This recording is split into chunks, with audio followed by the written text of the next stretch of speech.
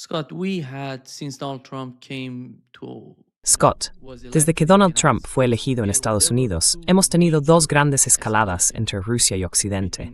Una de ellas fue el ataque a los bombarderos nucleares antes de que estallara la guerra entre Irán e Israel. La segunda fue el ataque previo a la operación en Venezuela, el ataque a la residencia de Putin. Son hechos enormes. Si observamos el patrón, el ataque a los bombarderos en este momento es una gran escalada, un ataque contra el propio Putin. ¿Qué pasa por la mente de los analistas rusos cercanos a Vladimir Putin? ¿Cómo ven o entienden la situación con la administración Trump? Porque sabemos que si le ocurre algo a Vladimir Putin, tendremos una guerra nuclear. No hay salida. Quien lo sustituya va a provocar una guerra nuclear. Atacará a Londres, atacará a todos esos responsables de decisiones en Europa. ¿Qué opinas de eso? ¿Hasta dónde quieren llegar? What is your take on that? And how far they want to go? Bueno, quiero decir, esta es una de las discusiones fundamentales. Por eso voy a Rusia, para que todo el mundo lo entienda, para poder tener estas conversaciones y hablar con la gente. Sabes, acabo de terminar una entrevista muy larga con Sergei Karaganov. Es un destacado politólogo ruso y se opone firmemente a la interacción de Rusia con Occidente. Cree que Rusia debería girar hacia Oriente y colaborar con China, que no hay futuro para Rusia en Occidente, porque Occidente es un socio de negociación poco fiable. Tiene toda la razón. Pero aquí está el asunto. Cree que Occidente está fanfarroneando. Quiero decir, es una figura importante y no cree en el desarme nuclear. He's a prominent believer. He doesn't believe in nuclear disarmament. This is where he and I have clashed in the past because Aquí es donde él y yo hemos chocado en el pasado, porque soy un defensor, o al menos lo he sido. Ni siquiera estoy seguro de cuál es mi postura hoy. He sido un defensor del desarme significativo.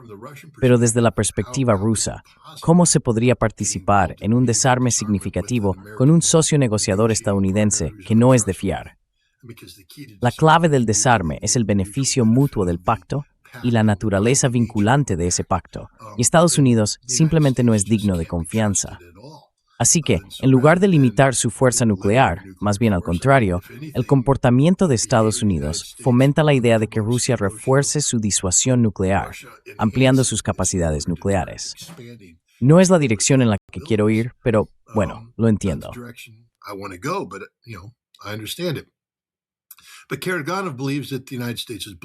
Pero Karaganov cree que Estados Unidos está fanfarroneando, que nunca usará armas nucleares para defender Europa, y que si Europa sigue representando una amenaza existencial para Rusia, entonces Rusia debería usar armas nucleares contra Europa. Escribió un artículo hace un par de años diciendo que Estados Unidos no está dispuesto a cambiar Boston por Poznan, lo que significa que Rusia podría lanzar una bomba nuclear sobre Poznan y Estados Unidos no haría nada. Es una afirmación tremenda, una apuesta tremenda. Sabes, este es un hombre que se ha sentado junto a Vladimir Putin, un hombre que participa en el Club Valdai. Y la gente escucha esto y dice, esos son los duros que asesoran a Vladimir Putin.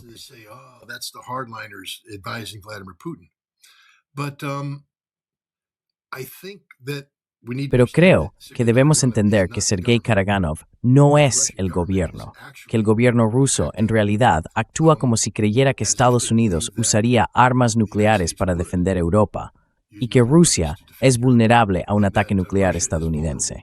Y hay una enorme vacilación dentro de Rusia, una debilidad que Estados Unidos y Europa están explotando con éxito. Es decir, Rusia sigue, ya sabes, publicando líneas rojas que se siguen cruzando y personas como yo y otros miramos eso y decimos, bueno, ya sabes, eso es porque Vladimir Putin es muy pragmático y en última instancia va a hacer lo que sea necesario para cumplir con su objetivo, pase lo que pase.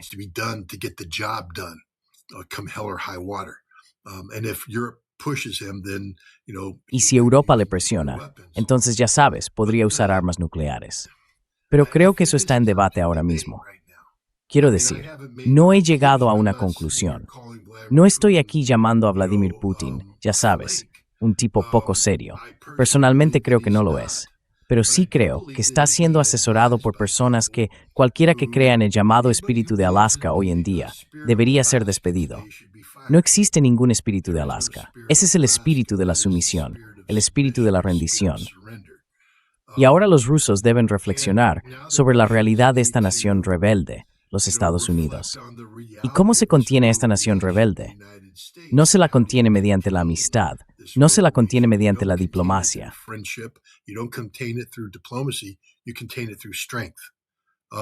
Se contiene mediante la fuerza. Eso es lo único que entienden los Estados Unidos, la fuerza. Actuarán allí donde perciban debilidad. Y ahora mismo, el hecho de que Estados Unidos haya abordado un petrolero con bandera rusa en un acto de piratería significa que perciben debilidad por parte de Rusia. Y seguirán presionando mientras perciban debilidad. Rusia en algún momento necesita hacer una demostración de fuerza. Y lamentablemente, eso probablemente signifique algún tipo de conflicto militar con Estados Unidos, con suerte limitado. Pero de nuevo, habéis cometido un acto de piratería contra un barco ruso. La pena para los piratas suele ser hundidos. No estoy promoviendo eso. Soy estadounidense. No quiero que les ocurra nada malo a los estadounidenses.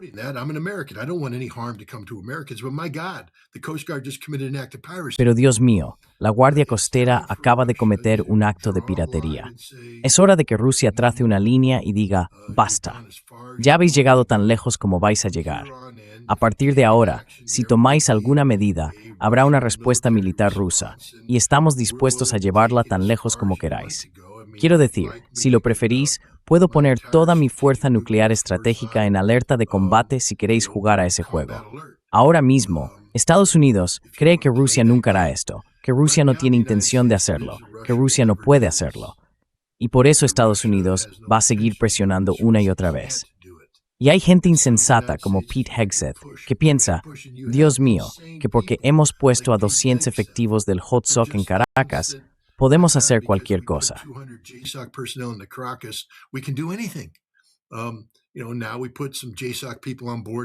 Sabes, ahora hemos puesto a algunos miembros del HSOC a bordo de un petrolero ruso, como si pudiéramos hacer cualquier cosa. Y hay personas como Scott Ritter que realmente creen que podemos sancionar a Rusia hasta hacerla colapsar. Y eso es lo que está haciendo. Trump no ha adoptado una política de levantar las sanciones a Rusia. Trump ha adoptado una política de sancionar a Rusia hasta su colapso. Esa es la política de la administración Trump. Rusia necesita despertar ante esto. Esa es, de hecho, la política. No estamos buscando una salida de Ucrania. Estamos buscando derrotar estratégicamente a Rusia en Ucrania. Y lo estamos haciendo al prolongar este conflicto y culpar a Putin, diciendo que las sanciones no pueden levantarse por esta razón, con la esperanza de generar una quinta columna dentro de Rusia con ese propósito.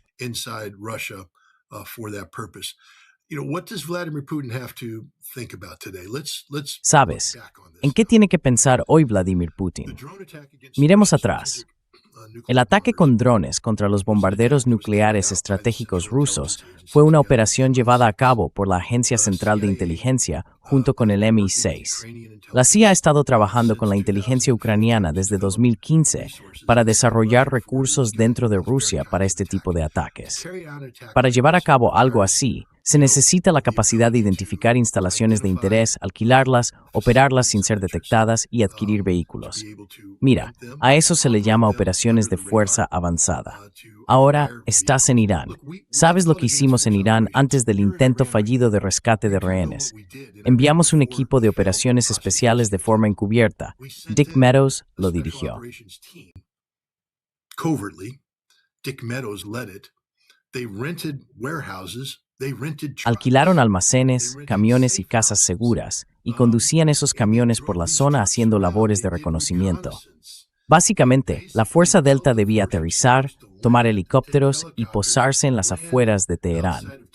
Los camiones debían encontrarse con la Fuerza Delta, y el equipo sería llevado en camiones iraníes hasta la Embajada y el Ministerio de Asuntos Exteriores, donde lanzarían su asalto. Luego llegarían los helicópteros, los recogerían y los llevarían a un aeródromo que sería tomado por los Rangers, y así sucesivamente. Pero teníamos gente sobre el terreno en Irán haciendo esto.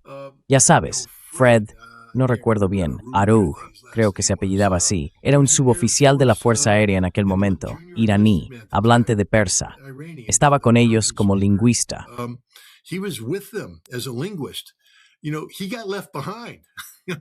Sabes, se quedó atrás. Quiero decir, cuando las cosas se torcieron, se quedó atrás. Y Fred tuvo que abrirse camino por su cuenta. Llegó hasta Turquía, pero si lo hubieran atrapado, muerte. Más tarde conocí a Fred. Se convirtió en piloto de helicóptero de la Task Force 160, las Fuerzas de Operaciones Especiales del Ejército de Estados Unidos, y voló misiones conmigo en Irak como inspector de armas. Pero el caso es que esto es lo que hacemos. Así es como operamos. La CIA y los británicos, hay que entender que de nuevo, en los años 90, compramos a todo el mundo, especialmente los británicos. Los británicos salieron y compraron a todo el mundo, los pusieron en nómina. Y hoy existe en Rusia un sistema importante que la CIA controla. Son casas seguras y tienen la capacidad de generar ingresos si es necesario, sin llamar la atención.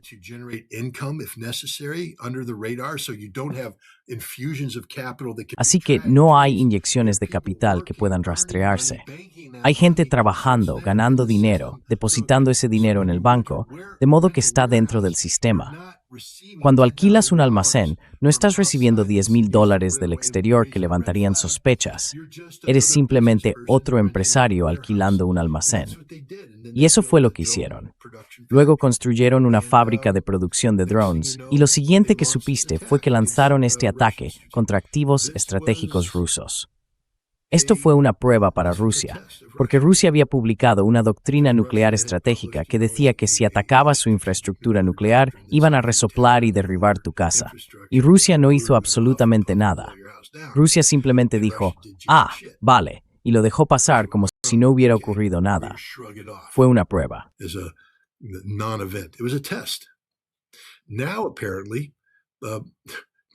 Ahora, al parecer, Donald Trump llama a Vladimir Putin, mantiene una conversación telefónica con él y luego dice, oye, espera un momento, te llamaré de nuevo. Y entonces autoriza un ataque con drones que solo podría haberse llevado a cabo con el apoyo de la CIA. Al mismo tiempo, para que lo entendáis, esperábamos que ocurriera algo, porque la CIA ya había trabajado con el New York Times y el Wall Street Journal semanas antes para preparar un artículo que se publicaría ese mismo día. Chicos, ¿entendéis que eso no ocurrió por casualidad? El New York Times publicó un artículo basado en que la CIA revelaba secretos profundos y oscuros sobre cómo operan y lo que están haciendo en Ucrania.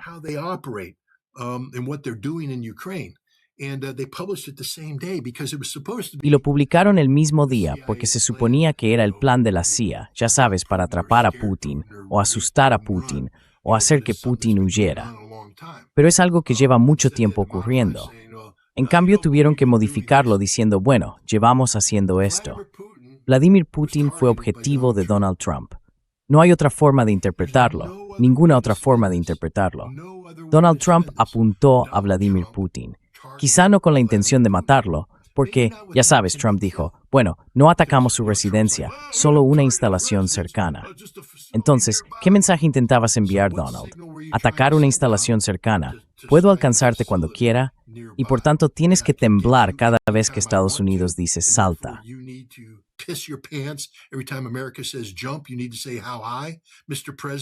Tienes que decir, ¿cómo? Yo, señor presidente, ya sabes, Calígula, ¿qué quiere que haga? Esa era la señal que intentaba enviar a Putin. Ahora, al parecer, los rusos fueron más listos y lo descubrieron. Y los rusos lo saben, esa es la cuestión.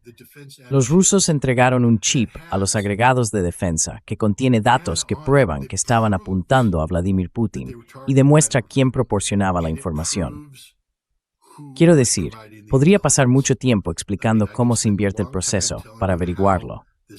Los rusos entregaron un chip intacto y simplemente dijeron, nos gustaría que le echaran un vistazo.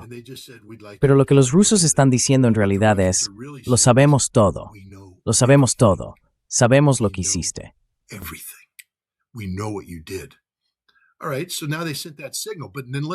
Muy bien, así que ahora enviaron esa señal. Pero a menos que eso vaya acompañado de algo, no significa nada, porque Trump, ya sabes, ese culto a la personalidad, está rodeado de nada más que aduladores. Ja, ja, ja. Señor presidente, casi lo conseguimos. Buen trabajo, señor presidente. Sí que le ha dado una lección o dos. Ya sabes, la CIA se da palmaditas en la espalda diciendo, mira lo fuertes que somos. Rubio dice, sí, bueno, ya sabes, no tengo miedo de Rusia y todo eso. Hay que respetar a Vladimir Putin, porque es un líder sobrio, sensato, un líder pragmático.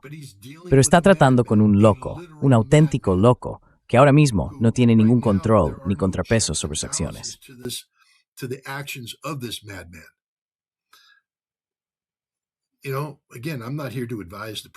Sabes, de nuevo, no estoy aquí para aconsejar al presidente de Rusia, pero sí estoy aquí para decirle, como analista experto, que el presidente de Estados Unidos le está tomando el pelo. Espero que lo entienda, que lo acepte y que actúe en consecuencia.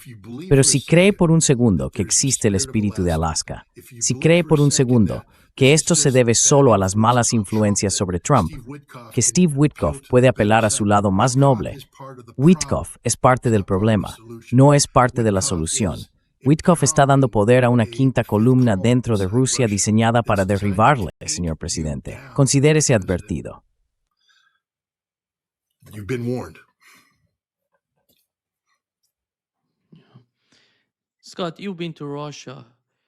Scott, has estado en Rusia. ¿Cómo encontraste las diferencias en esa parte de la sociedad? Acabas de mencionar un poco lo que está ocurriendo en Rusia y el papel de Witkoff y su equipo al intentar crear divisiones dentro de la sociedad. Pero ¿hasta qué punto podría eso influir en el presidente ruso? Me refiero internamente, dentro de Rusia.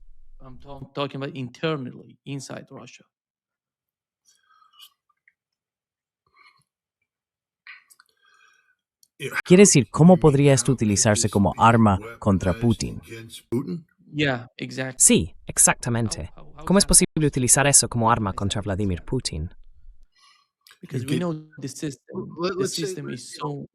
Porque sabemos que el sistema es tan, digamos que eres el gobernador del Oblast de Novosibirsk, el motor económico más poderoso de Rusia. Y ya sabes, esta oportunidad que Witkoff está ofreciendo, que Dmitry está ofreciendo, tiene el potencial de darte la capacidad de controlar contratos, controlar el desarrollo. Y de repente miras hacia tu futuro y piensas, vaya, Vladimir Putin tiene, ya sabes, 70 y tantos años, yo estoy en la cuarentena, podría ser el próximo presidente de Rusia, podría convertirme en el motor económico de Rusia, podría ser el tipo al que Putin recurra, y podría ser el próximo presidente. Y entonces estoy entusiasmado con todo esto.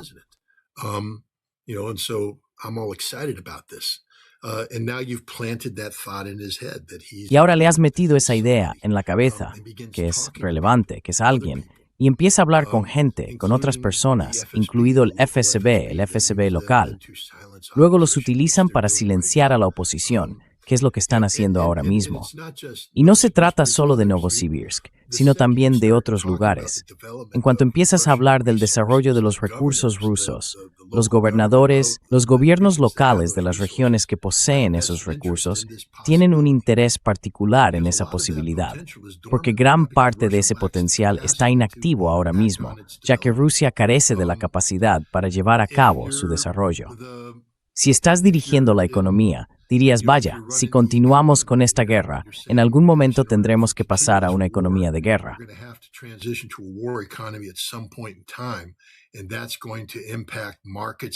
Y eso va a afectar a los mercados de los que he estado ganando dinero, de los que todos mis amigos están ganando dinero. Va a requerir apretarse el cinturón, lo que hará que pierda influencia, porque ahora mismo tengo mucha, soy la persona del dinero. Puedo hacer que el dinero se mueva, y de repente ya no lo soy. Toda esa gente empieza a hablar entre sí, y ya sabes, lo que pasa es que Vladimir Putin empieza a descubrir que hay un gobierno en la sombra, gente conspirando a sus espaldas, que quizá las órdenes que ha dado no se están cumpliendo del todo. Tal vez el ejército empiece a cuestionar su orientación, su liderazgo. Esto no está ocurriendo ahora, no lo creo.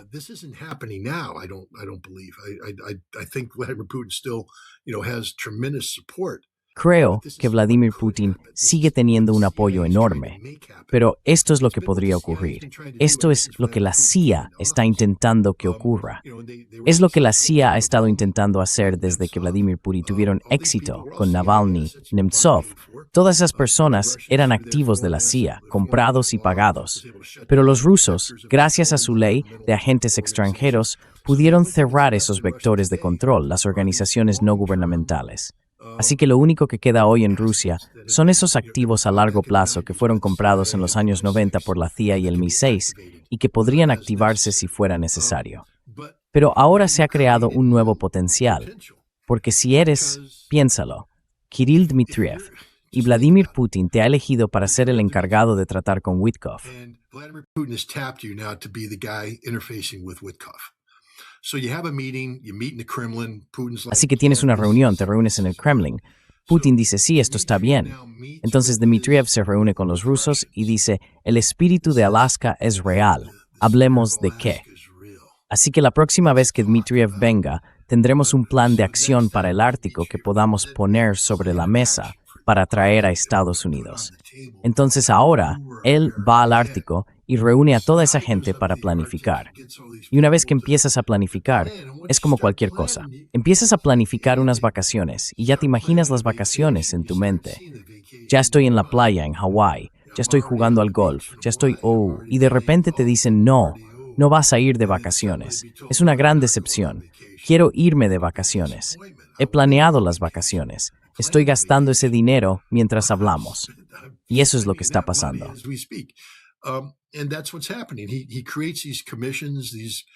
Crea estas comisiones, estos grupos de planificación que empiezan a planificar el futuro de Rusia. Quiero decir, todo el asunto estúpido del túnel.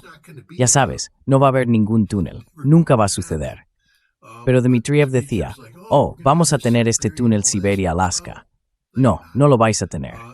Y si alguna vez lo hicierais, no sería para traer la riqueza estadounidense a Rusia, sería para extraer los recursos rusos de Rusia, porque eso es lo único que entienden los Estados Unidos.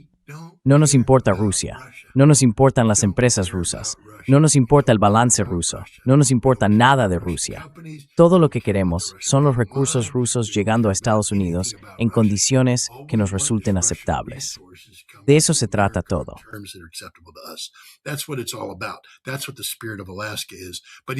Eso es lo que representa el espíritu de Alaska.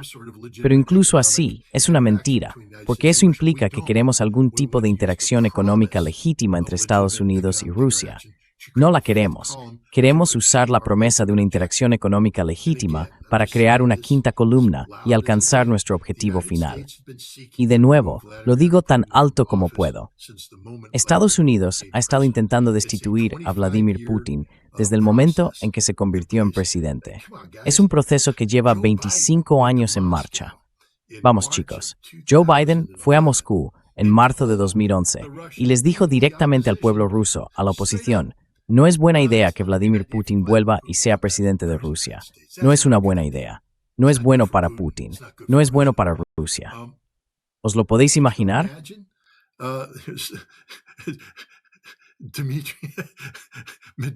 Dmitry Medvedev viniendo a Estados Unidos y reuniéndose en Nueva York con un grupo de banqueros y demás. Es como decir, no es buena idea que J.D. Vance se presente a presidente. No es buena idea. No es bueno para J.D. ni para Estados Unidos. Creemos que la persona que deberíamos elegir es la nuestra. Los estadounidenses dirían, ¿estás loco? Lárgate de aquí. Pero Joe Biden lo hizo a plena luz del día, porque eso era lo que estábamos haciendo.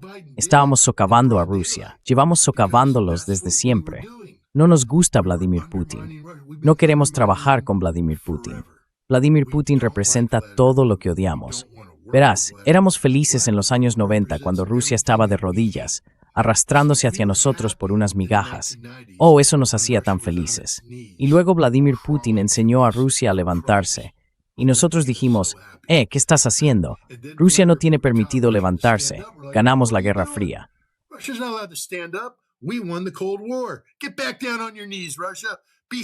Vuelve a ponerte de rodillas, Rusia.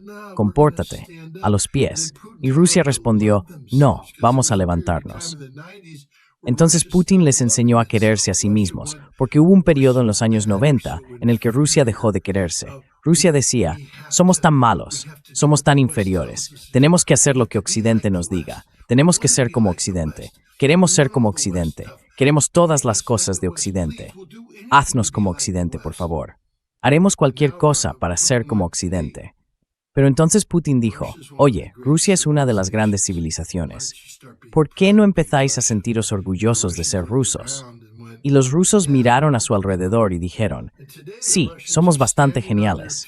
Y hoy los rusos se mantienen en pie, seguros de sí mismos, muy orgullosos de quienes son. Y eso no lo queremos. No queremos tratar con una Rusia que sea Rusia.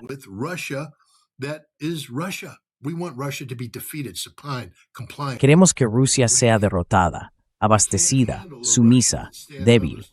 No podemos soportar una Rusia que se mantenga en pie por sí misma y diga, estamos orgullosos de quienes somos, porque la mayor amenaza que Rusia representa ahora es el hecho de que no quiere ser como nosotros. Así es como controlamos el mundo. Así es como funciona la hegemonía estadounidense. Convencemos a las sociedades relevantes de que son inferiores, de que la única manera de tener un lugar en la mesa es siendo como nosotros.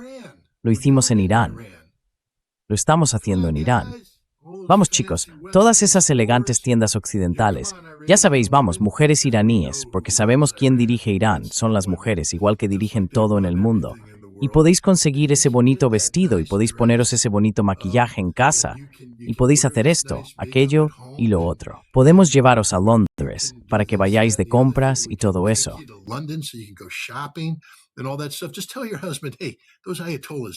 Solo dile a tu marido, oye, esos ayatolás tienen que irse. Ya sabes, y luego la esposa te susurra, cariño, los ayatolás tienen que irse. Y entonces empiezan las manifestaciones en las calles. Es un ejemplo simplista y cómico, pero así es como funciona. Apelamos a los deseos más básicos de la gente. En lugar de que las mujeres iraníes se levanten cada mañana diciendo, estoy orgullosa de ser iraní, estoy orgullosa de mi religión, estoy orgullosa de mi cultura, me mantengo firme como una representante orgullosa de la sociedad iraní. Mira, eso es lo que Occidente no quiere. Queremos que las mujeres iraníes digan, quiero ser como esas mujeres de Londres, quiero ser como esas mujeres de París, quiero ir a Nueva York, porque Irán apesta. Lo mismo ocurre en Rusia. No queremos que los rusos miren a su alrededor y digan, estoy orgulloso de Rusia, estoy orgulloso de ser ruso. Creo que Rusia es un gran país.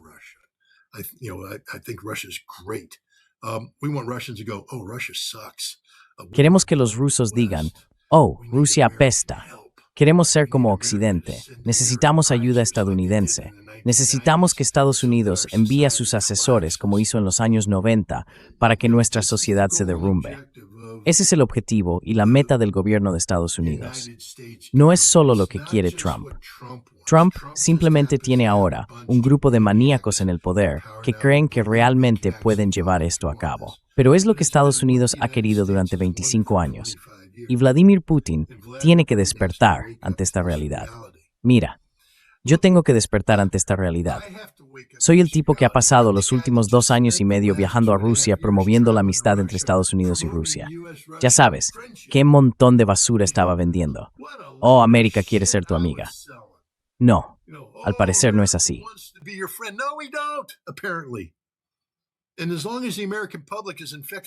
Y mientras el público estadounidense siga infectado por la rusofobia, no se puede confiar en el pueblo estadounidense.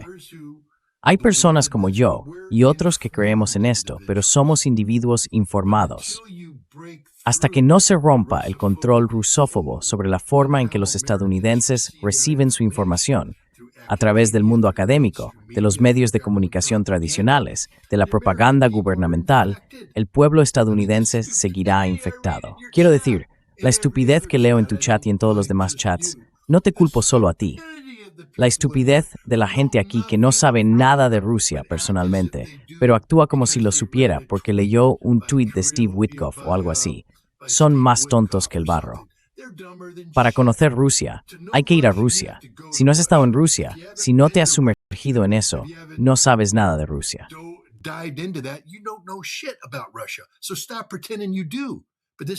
Así que deja de fingir que lo haces. Pero este es el problema. Estados Unidos está controlado por gente ignorante. Se sostiene gracias a las mentes de personas ignorantes que creen saber algo, pero en realidad no saben absolutamente nada. Y mientras este sistema exista, ¿por qué debería Rusia ser amiga nuestra? Quiero decir, Rusia siempre debería mantener la puerta abierta y decir, si queréis aceptar a Rusia en sus propios términos, Rusia será vuestra amiga. Pero creo que los días en que Rusia esperaba que Occidente se acercara han terminado. Cerrad la maldita puerta. Haced que llamemos. No nos mantengáis la puerta abierta. Cerradla. Aíslaos. Somos vuestro enemigo, y la mayoría intenta destruiros. Actúan, ya sabes, respecto a Rusia, no por un deseo de amistad, sino por el deseo de usar la amistad como medio para introducir sistemas venenosos en vuestra sociedad y derribarla.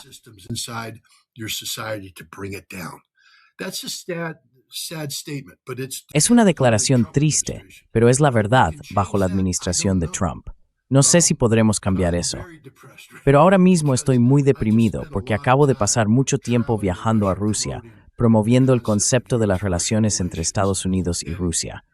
Y soy una persona honesta. Creí sinceramente en eso. Creí en ello cuando estuve allí en noviembre, aunque cada vez resultaba más difícil hacerlo. Pero hoy, después de lo que ha hecho mi gobierno y de cómo el pueblo estadounidense está respondiendo a las acciones de mi gobierno, Estados Unidos no quiere ser amigo de Rusia. No sabemos cómo ser amigos de Rusia. Todo lo que queremos hacer es destruir a Rusia. Y Rusia necesita entender eso y despertar a esa realidad. Russia needs to understand that and wake up to that reality.